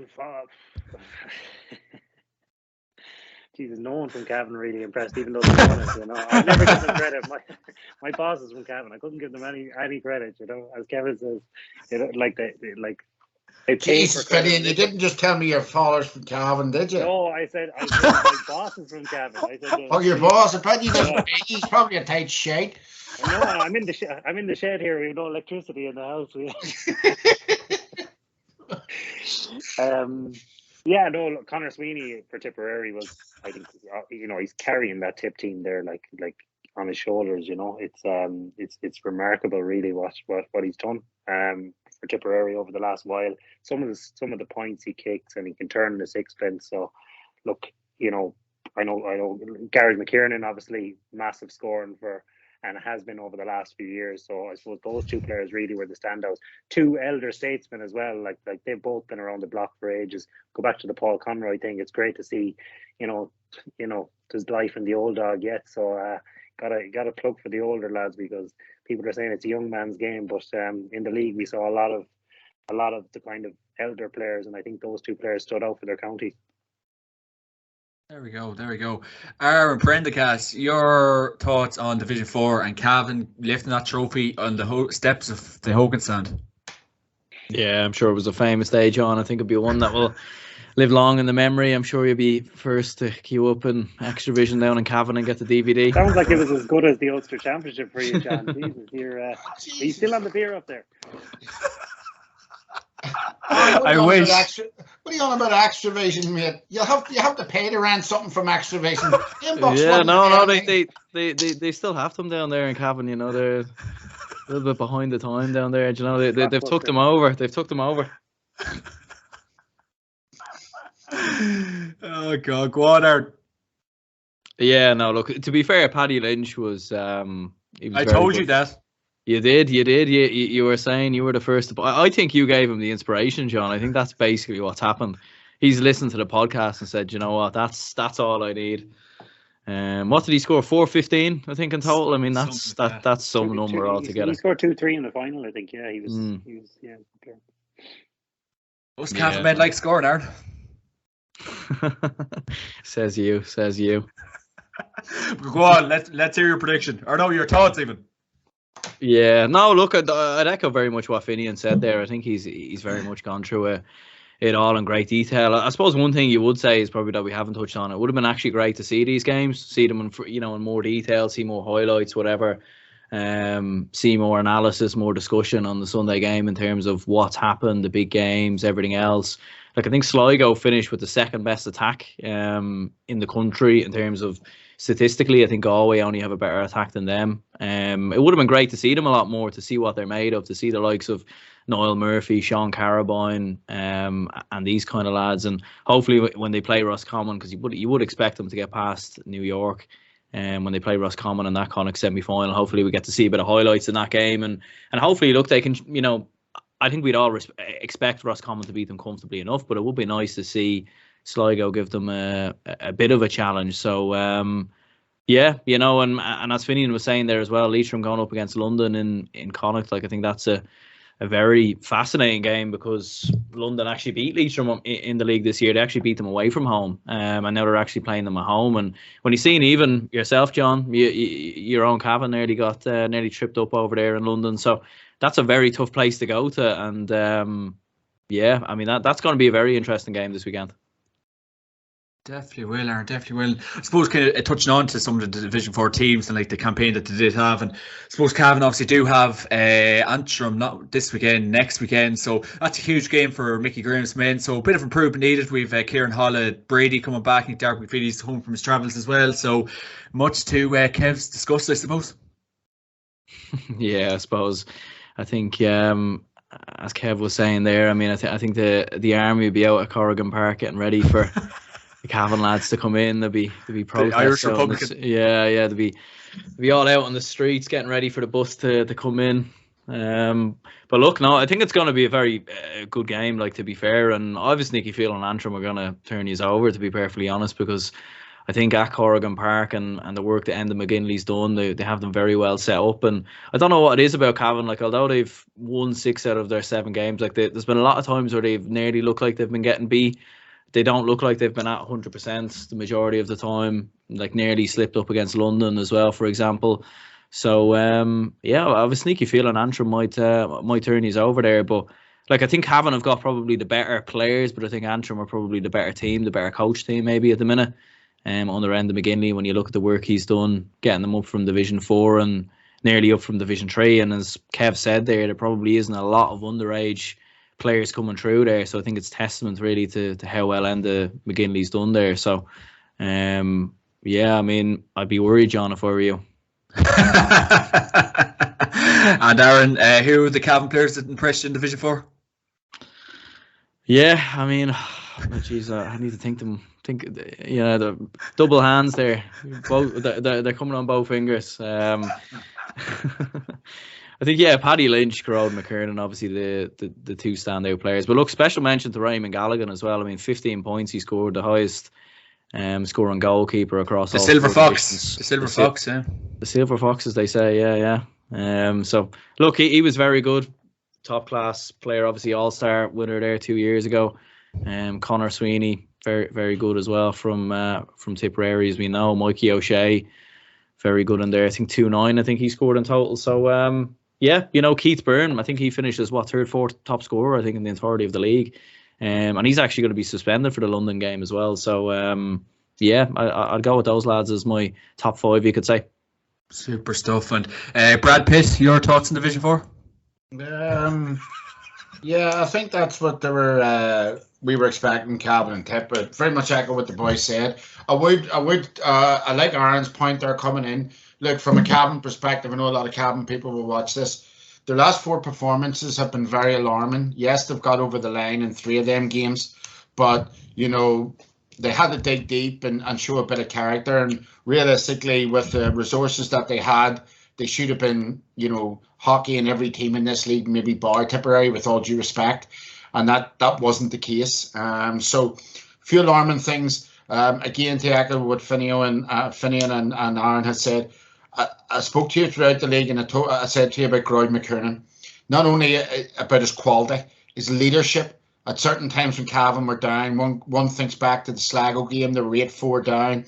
He kicked 2 or 3 points in a row, so that's a big plus for them. The work rate of Martin Riley in many games has been excellent, and also obviously then Patrick Lynch at full forward has been a breath of fresh air for them. I do think they probably need to get more out of Thomas Gallagher.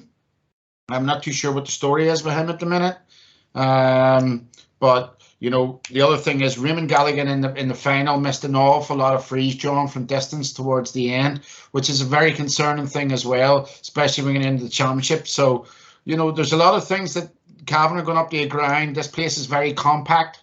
You probably wouldn't even get a box like it in IKEA. It's a very tight spot, and the supporters will be right in on top of them. Obviously, there's that psychological issue of Cavan trying to move the match. Antrim will be using that against them. So, Cavan aren't going to get it easy in West Belfast, and I think a lot of it will hinge on how that axis of Gerard McKernan, how he can control the game with his physical size and with that beautiful foot of his, or, do Antrim have anybody or a system to combat, Lynch getting that quick ball in? Because I don't think Antrim have anybody capable of marking somebody of his talent at the minute. And all pointing towards Cavan, I suppose, Kev. No, it'll be very much, as I say, it'll be about, I think it's more about, I think Aaron articulated very well. I think Antrim are a better rounded team, but Cavan have the better individuals. And it's all about how Antrim cope with Lynch and McKernan in particular. And if they can match the work rate of someone like Martin Riley, and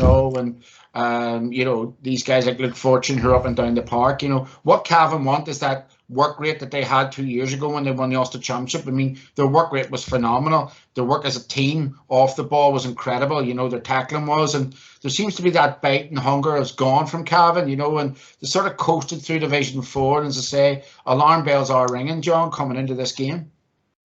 There we go. And obviously a word on, I suppose, as Finian was saying, the likes of Waterford, Wexford and Leitrim to a degree, Kev, probably the basement teams for so many years. What does these teams really go and do, even for the championship, Kev, and how do they keep momentum going? I was at the Cavan Wexford game.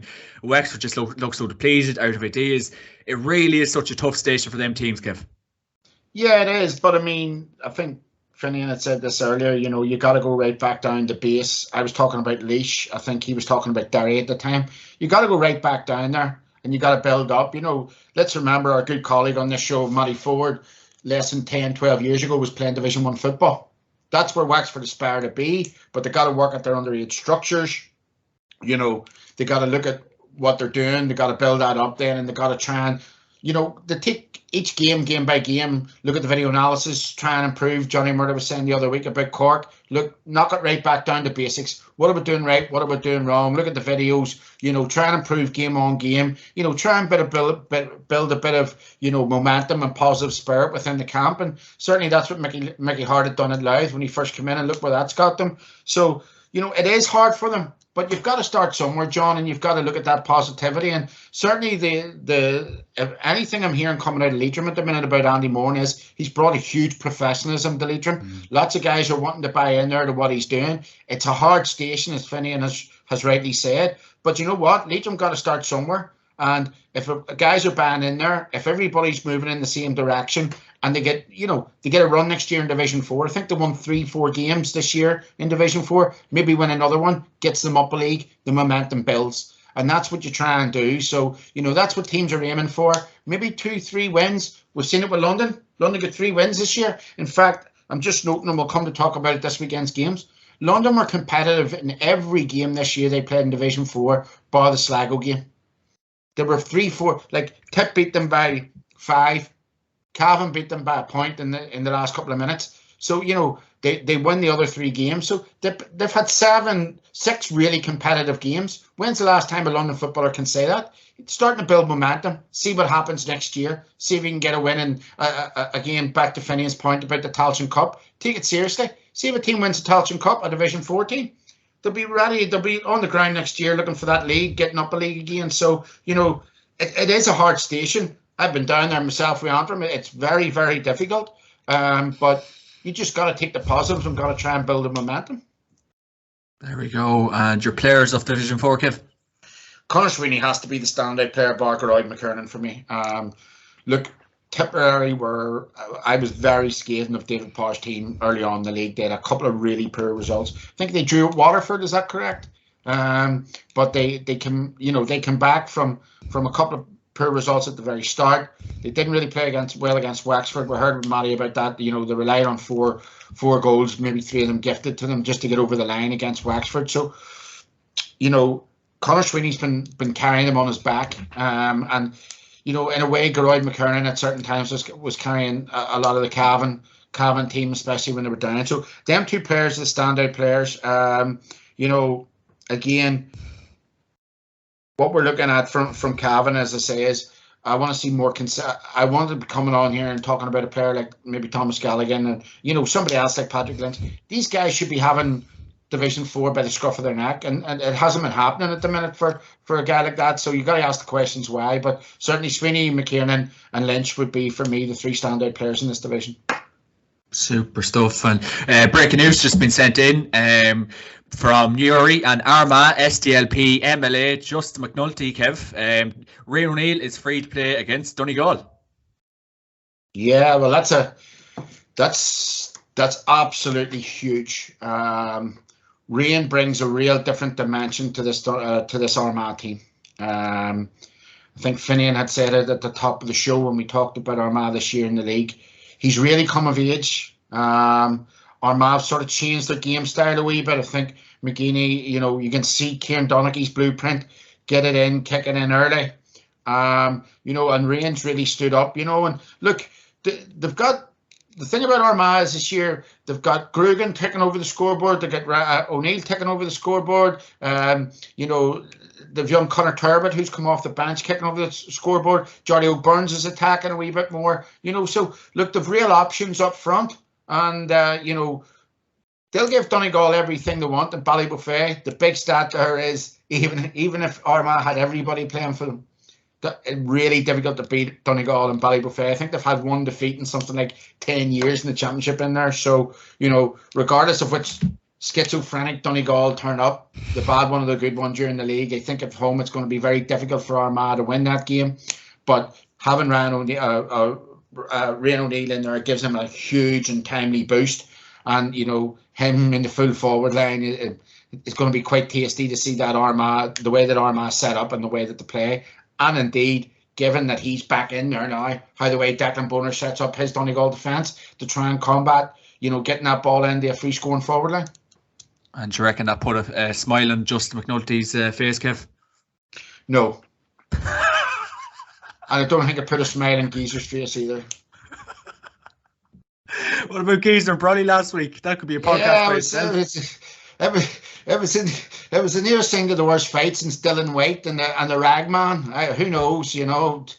It's getting hot and heavy anyway in County Tyrone. I'm sure the Red Hand faithful were sitting back and rubbing their hands. A Derryman and an Armagh man going at it live and exclusive in the middle of Tyrone. Just McNulty is knocking on doors. He's looking for your vote, Kev. Yeah, I'm more of a Green Party man.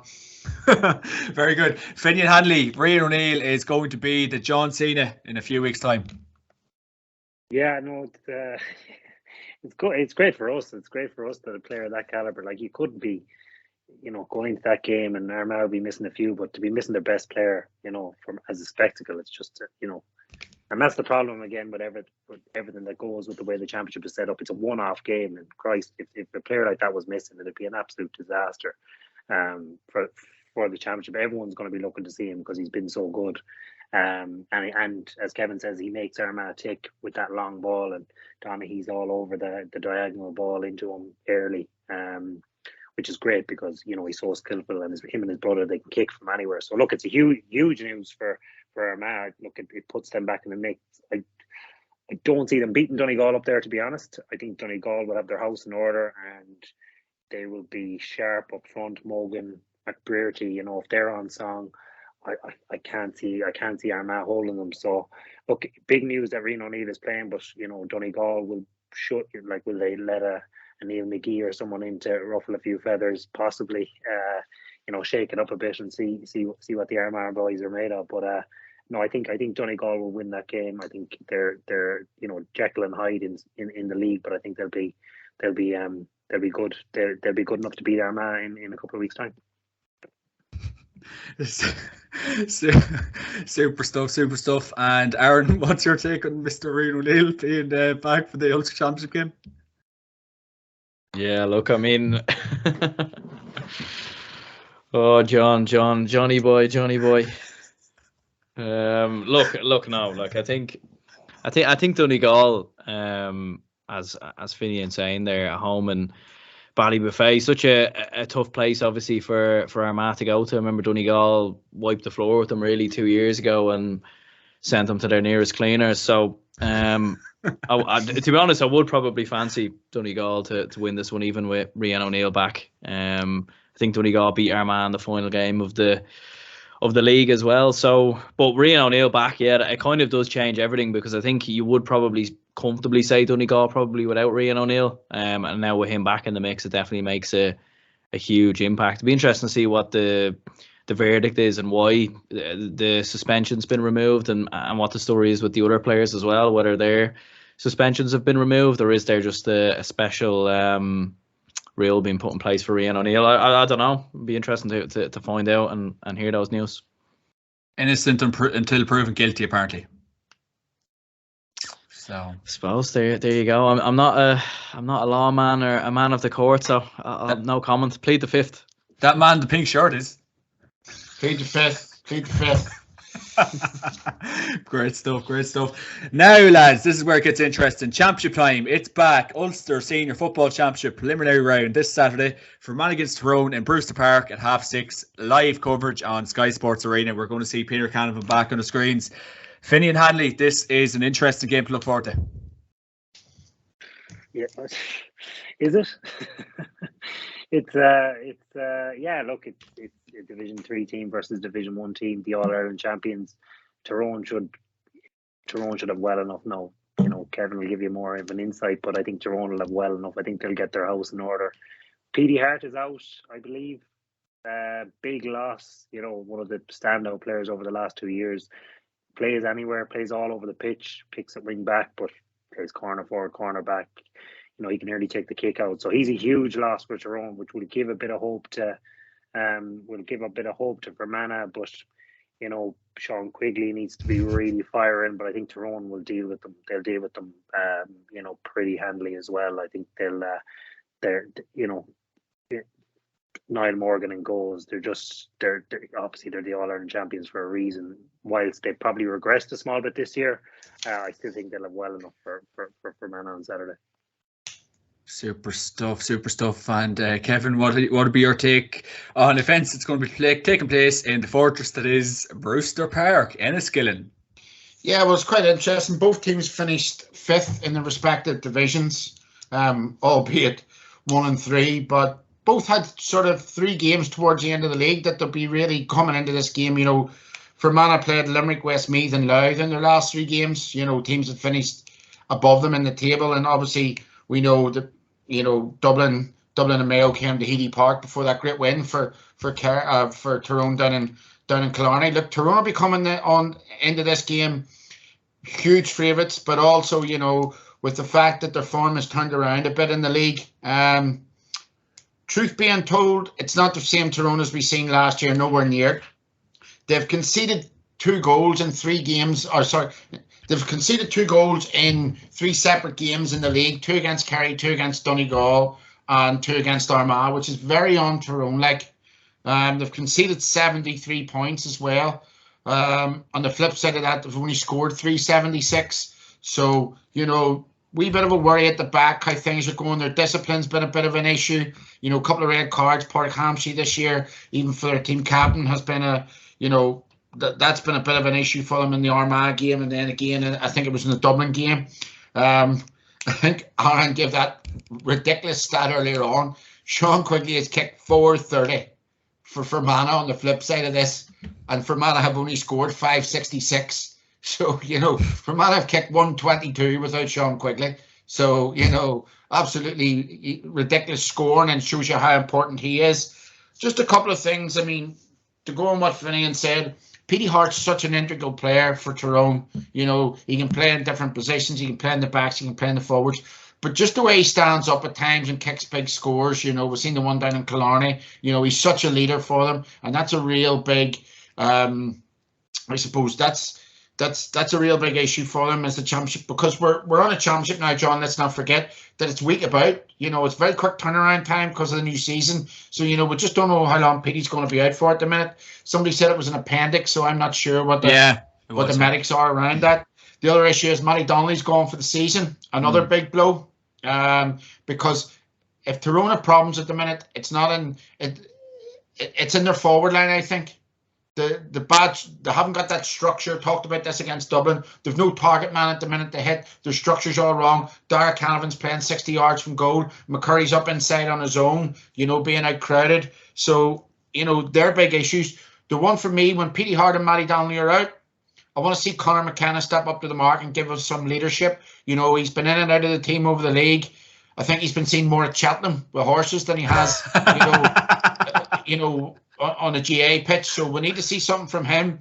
The other big one is Cal McShane now needs to step up. He was ridiculously good at times last year for Tyrone. I said to you on this podcast, I thought he won the All-Ireland single-handedly last year for them. He was so good in big games. We need to see him start making that contribution, if he is in from the start, to stepping up to the mark. Richie Donnelly's another guy, physically big guy, can play in the middle of the park. They might also throw him into the full forward line. Richie's plenty of potential, but sometimes just doesn't get the best out of himself. So he's another guy in there I want to see something with. We don't know what Tyrone have done with their panel, extended panel. There are a lot of rumours that they're trying to bring a couple of the under-20s in, which would be a big help to them. So we don't know about that. Probably with regard to Sean Quigley, I would expect if he's fit and he's starting, Ronan McNamee to pick him up. If Ronan McNamee's not picking him up, probably Pádraig Hampshire.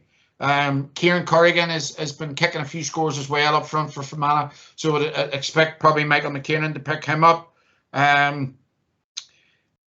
The other issue then from the flip side of that is from Fermanagh, who'll mark Darren McCurry? Have they got somebody that can mark him? You know, McCurry has been rather quiet in the league, but by Jesus was he unbelievable down in Killarney. He was unplayable down in Killarney.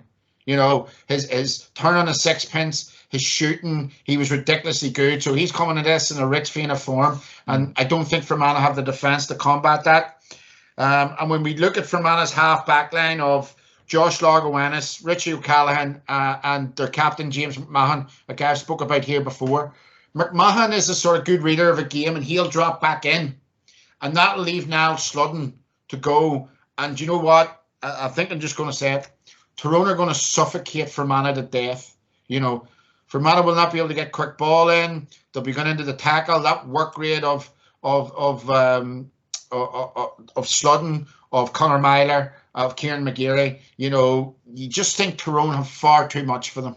You know, so I'm expecting Tyrone to win quite handsomely. The only other stat I'll fire up before I leave it is Fermanagh have conceded at least a goal in every league game they've played this year. Mm. And if Tyrone get a goal in this game, it's going to be lights out because Fermanagh are going to be chasing them, and that's exactly what Tyrone want.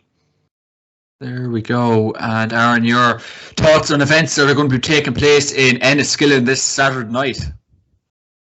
Yeah, I mean, I'd probably echo very much what Kev said there. I mean, you would fancy Tyrone, surely, that they will have enough to get past Fermanagh in this one. Like, what you would say is going to Brewster Park, like, it usually is a tough place to go to. And although Fermanagh have probably been a little inconsistent at times this time or this year in terms of defense or how they've been playing defensively, but I think with Tyrone, yeah, you know, it'll probably take a couple of games for them to get going. I think you'd be looking more at Tyrone kind of in the latter stages of the year and in Croke Park. And it'd be interesting to see what they do with Colin McShane. Like, he was obviously brilliant last year, but that was mainly coming off the bench and making a big impact in a lot of those games. You know, do you keep starting him, or do you bring him? You know, do you leave him on the bench and then bring him off? There's a lot of things for Brian Dooher and Fergal Logan to figure out. And without Peter Hart, Matty Donnelly, Conor McKenna maybe for these games,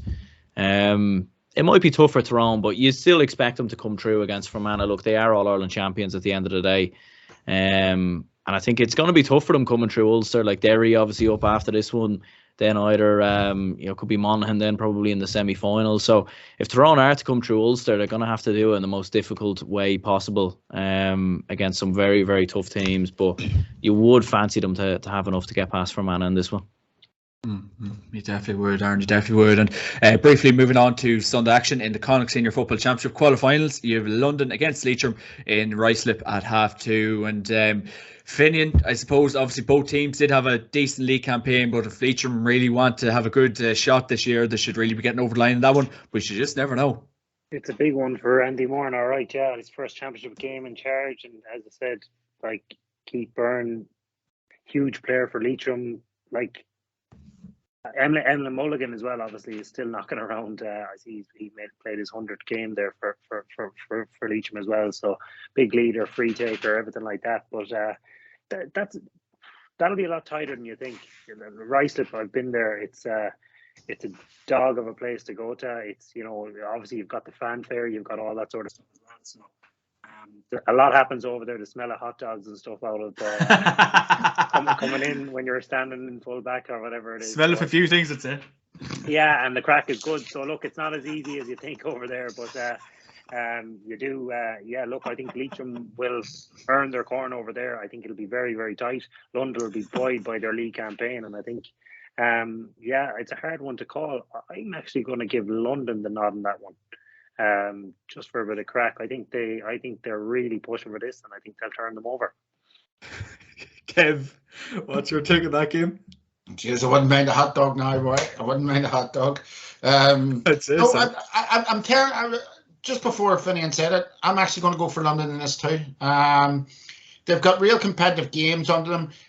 Look, I'm sure Andy Moore and the older boys there, like Emma Mulligan and these guys, they'll be under no illusions going there this weekend, but it'll all depend on how London start. If London start well and get ahead, you know, it can be a real dogfight. And, you know, London they've had their 3 wins in the league were actually 3 dogfights. You know, they won by a point and then it was 2 points the week after. So they've shown that bit of character as well. And, you know, when we look back, they won 2-5 to 9 points in the league game down in the Connacht Centre of Excellence. It was them 2 goals that were crucial. But, you know, if you look at the last game that London had there, which was against Tipperary, a game very competitive. They were very competitive in the game before that against Cavan. So, you know, Leitrim aren't going to get it easy at all. And I just feel that if London get off to a decent start here, Leitrim are going to be in real diffs. You know, bet of the weekend, London to win at home. There we go. And Aaron, London against Leitrim. Yeah, I mean it's a classic, isn't it? Really, it would definitely make your mouth water thinking about this one. But yeah, look, I think what the lads have said there, some very good points. I mean, obviously Keith Byrne is going to be suspended for this one as well, which I think is a big loss from a Leitrim point of view. I probably would slightly back Leitrim though. I just think with the work Andy Moran's done there and how much improvement they've shown throughout the league. I think when they were beaten against London, it was the second or third game. There was probably maybe Andy Moran was probably just settling in a bit more. You've seen Ryan O'Rourke and Emlyn Mulligan maybe coming back, or they have come back into the team in a couple of weeks, or the last couple of weeks, whereas obviously London have been on a bit of a run of 3-4 defeats in a row. So probably would slightly back Leitrim, but as the lads have said, they're very, very close, and you know this could be one that goes to extra time. There we go. And in the next game, 7:30, Gaelic Park on GAA Go. It's New York against Sligo. Mr. Prendergast. Yeah, well, it's a population of 20,000 against a population of 8.5 million. So it's going to be an intriguing one, all right. But to be honest, as Finian was obviously saying to us there off camera, he split New York in two. Split New York in two, yeah. But as Finian was saying there off camera, like he probably know a lot more about the lads in New York there at the minute. Like I think Shane Hogan should be in the team. Hopefully, obviously he was involved a couple of years ago. But yeah, look with Sligo. I mean, as I was saying, statistically the second best attack in the country. Very, very good at getting forward. No Sean Carabine, which might be a miss, but like Sligo should be winning it comfortably enough, but I don't really think that's the story. I think the main story really is just that it's great to have New York back in the championship and seeing games back at Gaelic Park, because obviously it's 2019 since they last competed in the championship. So I think the main thing really is just competing. I'd imagine so, anyways. And Kevy Wevy. Well, I'm going to take Aaron to task in a minute, not for his comments, but just on that point. First thing is, it's going to be probably a bit of an emotional day for Sligo, obviously, in the aftermath of what's happened to them in the past couple of weeks. And, you know, obviously the squad, obviously that's probably brought them a lot closer together. Very high scoring in the league. You know, topsy-turvy league. McEntee's on year 2 or 3 of that project. And again, a bit like Porrick Joyce, you know, would just wonder where that project's going at the minute, because McEntee's a really professional guy and he wouldn't have took that job if he didn't think that there was talent there to work for. So it just hasn't worked out for him yet. Getting up the Sligo are probably one of these teams that are more concentrating on getting up a league and then maybe looking at what they can do maybe in the Tailteann Cup. So, you know, Sean Carbine's out suspended for getting sent off in that game against Leitrim. He's been really good for them in Division 4 this year. So that's a huge negative for them. And I suppose, as I say, it's just the emotion of going out after the whole issue with Red Oak and whatever else. So, look, on the flip side of that, I don't know how I can say this or bring this in, but I mean, I'm really not trying to be controversial about this, but what's the point in this match? What are we going? No, but realistically, New York are getting into this game, having had one game against Finian's own club a couple of weeks back, probably in-house games. Sligo are coming into the back of this. It could be Galway next year, for example, coming on the back of seven really good games in Division 1, 6 really good games and going into play against New York. So my point is, what are we trying to do with this? I want to see New York back in the championship. I've been there. I've played in Gaelic Park for 2 summers. Great, passionate people. But we have to think about, is it fair for us just to lump them out? Is it, again, Aaron, I hope maybe you'll be able to tell me, are New York in the Tailteann Cup? Are they being included in that? What's the story there? I'm pretty sure. No, I don't think they are now, because the finances of them having to go back and forth would just be way too much. So, no. Cost money. Yeah, but we're paying lip service here. So that's what I'm saying. You know, how many games are they getting before they go in? What are we doing as the GAA to make this easier, better for them to be more competitive? You know, what's the direction we're going with this? That's my point. You know, I don't think it's fair in New York either. You know, the last time Sligo went out there was 2017. They won 121 to 113. But realistically, that's the closest that New York have been to a team in the past decade. You know, Mayo went out there a couple of years back and absolutely hockeyed them. You know, I mean, my point is here, we might as well have a full forward line of Snoop Dogg, Jay-Z and Puff Daddy with Donald Trump out on the 45. If you're not going to give these lads, if you're not going to give these lads a proper chance, once a year to get a game. So my point is quite simply, what's the direction we're moving in this? Is there something that the GAA can do better? Maybe that every county team, 2 county teams a year, go out and play New York in a friendly a couple of weeks before they play this game. I don't know. We'll have to rethink what we're doing here, in my opinion. Oh, Billy, what's your take on the game this again? Good point, though, Kev. Oh, it's a fair point, I suppose. It's a juicy full forward line, that though. It is. The music will be good. It's interesting point, to be fair, because there's a lot of things you can ask the same question to GAA at the minute. Where are we going with things, But this is one of them. I've been out there a couple of times, played championship. We actually went out in 2010, and there was a heat wave. It was 106 degrees, so everyone wanted to come off at half time, and we won by 7 in the end, but it was down to the wire. And New York had a really decent team at the time, and they had a lot of really good players from Kerry and whatnot. So, but then we went out 15 and we won well or whatever it is. But it's a funny one. We were out there a couple of weeks ago. They're quite poor this year. I think where they are going with this game, just to put it in perspective and to talking to a few people over there, I think they're trying to get a predominantly American-based team. Like, they've got some good American-born players at the minute, decent players. And I think they're trying to get 15, 20 of those where they don't rely on exiles and people coming out for summers and all that. Adrian Varley's going to be playing on Sunday. He should be in the Galway panel. He's a class player. I don't know why he's not. So he'll be standout for them. Outside of him, there isn't much class out there. I think Sligo will win this. Really, really very handily. They can put up a cricket score out there. No, it's a disaster of a trip. It's an absolute nightmare of a trip. There's no crack in it. It's, people saying, geez, you're going out to New York playing the championship. It's a disaster. You stay out the country, you're out of the way, you play the match on a Sunday night and you fly home on the Monday. It's a nuisance. You have to go and do a banquet on a Friday to, a fundraiser or whatever it is, and you don't want to be there. You just want to be out, and then you're shipped in buses in and out and all that. It's an absolute nightmare. I don't think the Irish team is going out and enjoy it at all. I think it's a summons if it's your year to go out there, if I'm honest, because the travel and everything, you're affected for a couple of days after and all that sort of stuff. So it's not ideal. County managers, Tony McEntee will be hating going out there this week, I'd say, because by the time you get back and you're back on the road again, trying to get training and recovery.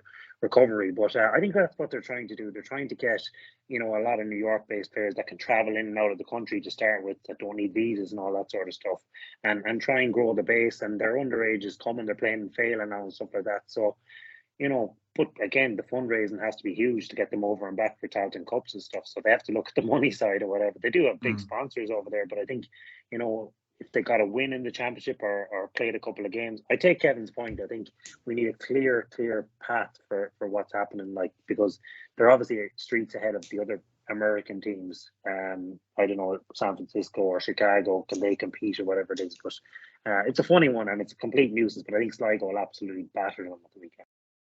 Adrian Varley will be a standout for New York, but outside of that, I think Sligo will batter them.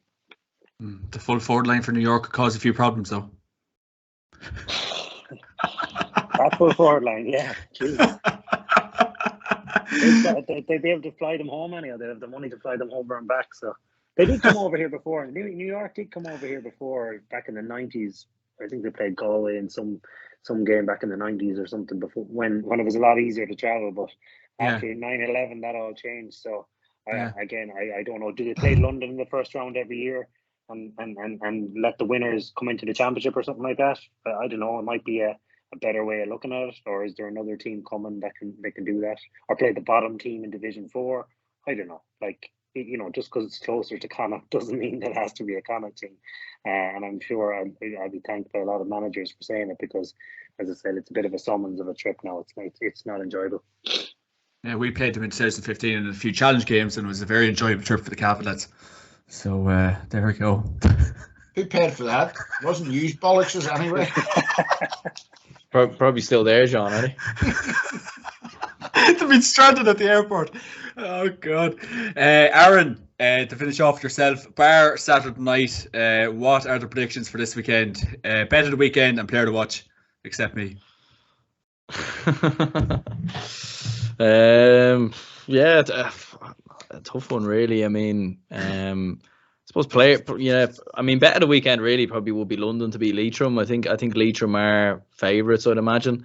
So I'd imagine, you know, a bet on London, considering they've beaten Leitrim already this year. I think that would be the obvious bet, because realistically, let's be perfectly honest, Fermanagh aren't beating Tyrone, New York aren't beating Sligo. So I think that would be the one to go for.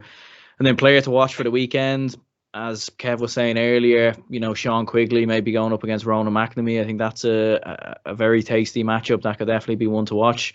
So yeah, I'd say Sean Quigley would be the player to watch, because we've seen how well he's done this year, scoring 430 in total. But let's see what he's like going up against the Division 1 and All-Ireland champion defence. I think that would be very intriguing. It definitely will be. Brad Pitt?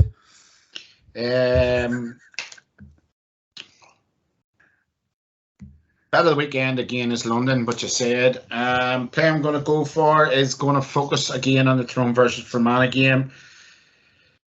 If he starts, Conor McKenna. If not, my alternative is Callum McShane.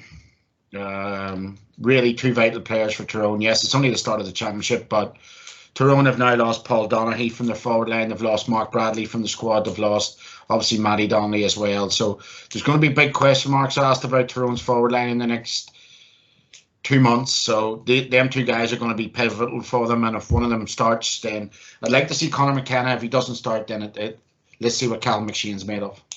Fenian Hanley. Yeah, I'm going for London, as I said already. I think they're the bet of the weekend. Haven't seen any odds or anything like that, but I think they'll turn Leitrim, maybe worth a few pounds. And yeah, I suppose I'll give a nod to New York. I'll go for Varley to kick 4 or 5 points against Sligo. I think he'll be on his own, but look out for him. He's a tasty footballer. So whatever New York get against Sligo, he'll have a big part to play in it. Super stuff. There we go. I'll go with London to get the win, and Sean Quigley to have a big performance this weekend, but obviously Fermanagh to get bet. I think Tyrone will still win, but Sean Quigley to have a big game this weekend down at Brewster Park, his second home. Lads, thanks a million for joining me this week, and of course this podcast is brought to you by Armagh.com and Atak.ie. Use the promo code JMAC to get 15% off on Armagh.com and get the best skins, gloves, equipment on Atak.ie. Be attack minded, and if you like what you're seeing, like, subscribe to YouTube. Sport's been absolutely brilliant so far. Finian, Aaron, Kevin, thank you very much, gentlemen. Night, lads. Night, boys.